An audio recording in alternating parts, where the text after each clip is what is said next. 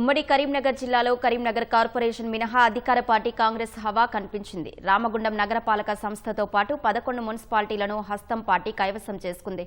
రాయకల్, జమ్మికుంట, సిరిసిల్ల పురపాలికల్లో గులాబీ పార్టీ పాగా వేసింది.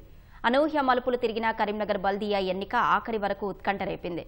బీజేపీ, కాంగ్రెస్ నువ్వా నేనా అన్నట్లు పోటీ పడినప్పటికీ కేంద్ర మంత్రి బండి సంజయ్ చక్రం తిప్పడంతో కరీంనగర్ కార్పొరేషన్ కమలం ఖాతాలో పడింది. కరీంనగర్ మేయర్గా కొలగాని శ్రీనివాస్, డిప్యూటీ మేయర్ సునీల్ రావు ఎన్నికయ్యారు. రామగుండం నగరపాలక సంస్థను కాంగ్రెస్ చేజెక్కించుకుంది. కార్పొరేషన్ మేయర్గా మహంకాళి స్వామి, డిప్యూటీ మేయర్గా ఎల్లయ్య ప్రమాణం చేశారు. జగిత్యాల మున్సిపాలిటీలో కాంగ్రెస్ నుంచి చైర్పర్సన్గా సమిండ్ల వాణి, వైస్ చైర్పర్సన్గా ఫర్వీన్ ఎన్నికయ్యారు. మెట్పల్లిలో అధికార పార్టీ తరపున చైర్మన్గా లింబాద్రి, వైస్ చైర్మన్గా నవీన్ ప్రమాణం చేశారు.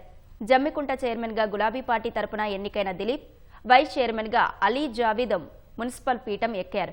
వేములవాడ పురపాలిక చైర్మన్గా హస్తం పార్టీ నుంచి గెలిచిన పుల్కం రాజు చైర్మన్గా, నరాల శేఖర్ వైస్ చైర్మన్గా ఎన్నికయ్యారు. కోరుట్లలో చైర్పర్సన్గా వసంత, వైస్ చైర్మన్గా ఉల్ అహద్ ఎన్నికయ్యారు. ధర్మపురి పురపాలిక చైర్పర్సన్గా నాగలక్ష్మి, వైస్ చైర్మన్గా రామన్న మున్సిపల్ పీఠం అధిరోహించారు. పెద్దపల్లి మున్సిపల్ చైర్మన్గా మల్లయ్య, వైస్ చైర్మన్గా ప్రమాణం చేశారు. చొప్పదండి చైర్పర్సన్గా వడ్లూరి సరిత, వైస్ చైర్పర్సన్గా పెరుమాండ్ల మానస ఎన్నికయ్యారు.